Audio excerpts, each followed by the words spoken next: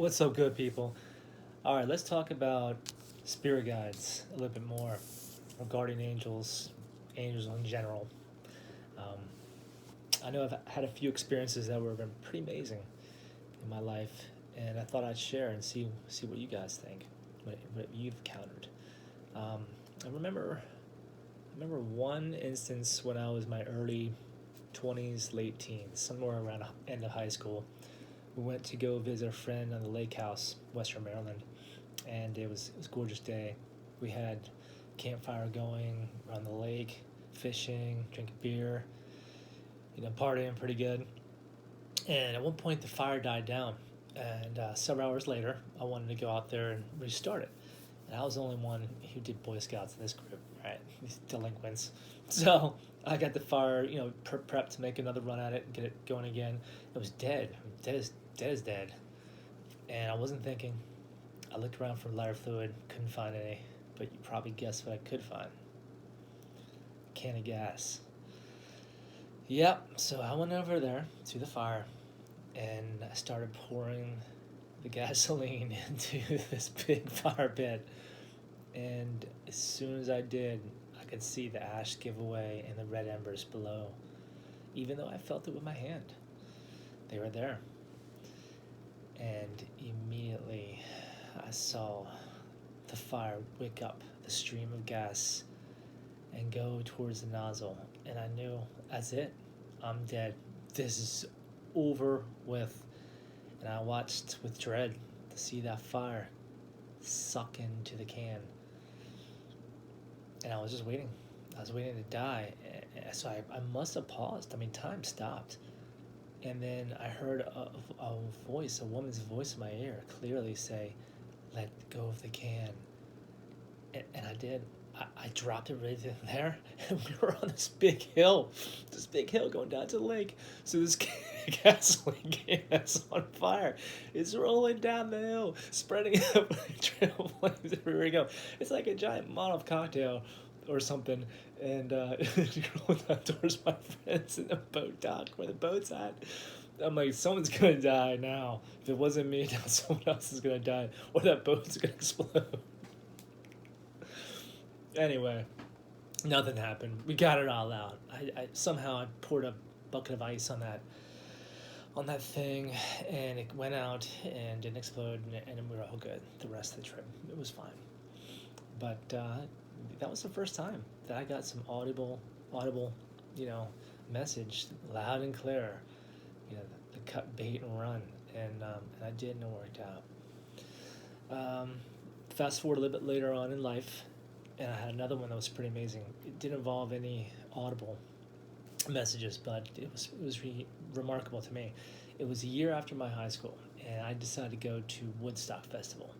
And this thing, you can imagine, there's a lot of people trying to go there and party, listen to all the great bands.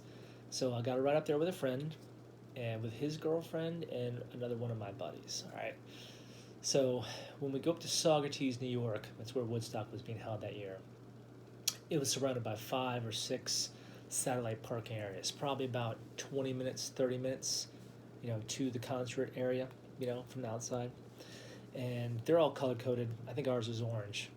And we parked and got out, and we partied a little bit, waited for the gates to open and get on the buses to take us to, the concert place downtown. And we found a cool spot to put our tent, really easy to get to. And my friend with the girlfriend realized he didn't bring his tent, and we couldn't all fit in mine. So he was sour. We couldn't do anything about it. We put our tent down. They went back and said, "Hey, we'll sleep at the car tonight. No big deal." He had a nice van, shaggin' wagon. So whatever. Well, the next morning we woke up. He didn't come around. We waited and waited and waited. Finally, the police came and said we had to move our tent. They didn't like where we had it, so we had to just up and move it much further into the venue. You can imagine every spot was taken. Trying to find anything in the trees, in the woods area, very difficult. Finally, we did, a long way away. And I realized then, we're not going to see my friend again. I mean, it's going to be very hard. This is before everyone had phones. So the concert goes on. Every day it's raining. We're playing with mud. Trying to score something here, score something there, chasing girls, and we found this one group, this one duo of chicks. One was like an American Indian girl, real pretty. She was kind of digging on me, and the other one like my friend. And so we were bumming cigarettes from him at the time. Nothing else to do or smoke at that point. So whatever. And we're hanging out, and all of a sudden we go by one of the I think it was Jane's Addiction or the band that guy made afterwards. Anyway, we're going to see them, and I see these people.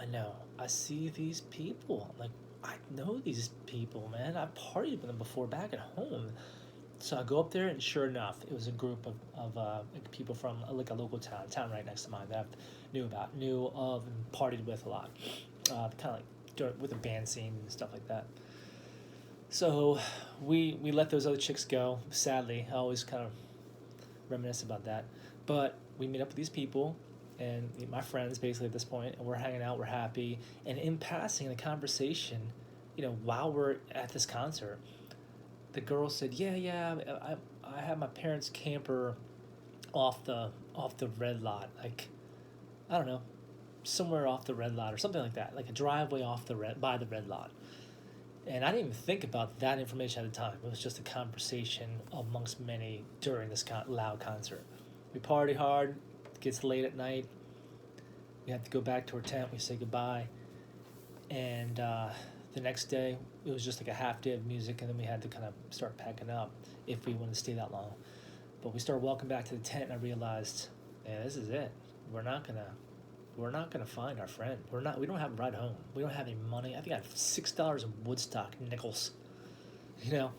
So what are we gonna do? What could we do? So I said, hey man, my friend. I said, hey man, grab your shit. We're packing up. We're getting on the first bus out of this place. And at this point, the panic for everyone was kind of kicking in. People were lining up, abandoning their sites. I can't tell you how many miles these lines looked like they were long, trying to get on these buses back to the satellite area where their cars were parked, right? So I tell my friend, follow me. I got this. Just I'll make it happen. And we walked right up to the front of the line. We literally were the third people on the first bus out of Woodstock at that year. Unbelievable. It was definitely like a Jedi mind trick that I pulled on that. So we get in there, we're all happy. We're like, man, what a great experience, what a great time. Thank God it's over. We're gonna be going home. We get back to the orange lot, go through the chain link fence gate thing, walk back to where the van is. It's not there. It's gone. We looked everywhere. It wasn't moved. It wasn't reparked. It was gone. And then the dread really started kicking in. What the hell are we going to do? So I started getting kind of sick to my stomach, but I told my friend, look, we got to go back. We got to go back, get back on this bus, get back over. Maybe we can look for him over there. We can't stay here. There's nothing here for us. So it was hard to do that, but we went back. My friend wasn't sure, but I said, let's just come on, let's go. Next bus came around, dropped people off. We talked to the bus guy and said, hey, we want to go back with you. And he was like, you're crazy, kids, but all right, get in the back and buckle up. I'll take you there. It's about a 20-minute ride. So we got on the bus. We're driving there, and I keep talking to myself and my friend, like, what do we do? And I thought, wait a minute, my friends, they said something about the red lot, something off the red lot. I knew something about something. They're parked off the red lot, I think. So I made a tough decision right then and there. Went my gut. I said, bus driver, take us to the red lot. So he did. He dropped us off there. I was very scared. Get off. It's a pitch dark road, lined with corn stalks as far as you can go. And we're walking down this road for, I don't even know how long, but I remember another piece of information. She said it was near the red lot of a long road with sunflowers. Sunflowers were growing everywhere. And a driveway off that. So that's all we had. That's all I needed. And we walked down this road, pitch black, shaking our boots, really scared, looking to take a poop anywhere I could. I was so nervous. And kept on looking at each driveway, each driveway. And then at some point, I knew it was getting close. I just felt it. And I look over, and there is a camper with Maryland license plate on it. And I'd never seen this thing before, but it was it. I knew it was it. It had to be it. It had to be them. So we kind of got off the road, got into this backyard where the camper was, knocked on the door, and they all started screaming. That's all I heard. I was like, oh my God, oh God. So, but I knew this was it. Even though these people were yelling at me, I didn't even know who they were in there. I said, Jason, my friend Jason, we're putting the tent right here in front of this camper, and they're gonna have to run us over tomorrow morning without leaving. We're not gonna get left behind. We did that. Middle of the night, some dog comes out of the yard and starts trying to tear our tent down. I guess the owner was pissed because he saw someone with a tent out there where, we hadn't paid for parking. He's probably getting paid for parking, like creeps like us park cars there. So anyway, morning comes up. I hear they start the camper. One of them comes out over to me and says, "Hey man, you gotta leave, bro." And I put my mouth in the tent. He goes, "Mohrbeers, what the hell are you doing here?" And we got a ride home from New York all the way back to Maryland on back of a camper. Two of the luckiest dudes. We felt like we won the lottery. It was amazing. We'd have to call my parents and say, "Come get us." We got nothing. And we're trapped in New York at some drug festival with some music and girls. Anyway, wanted to share. Bye.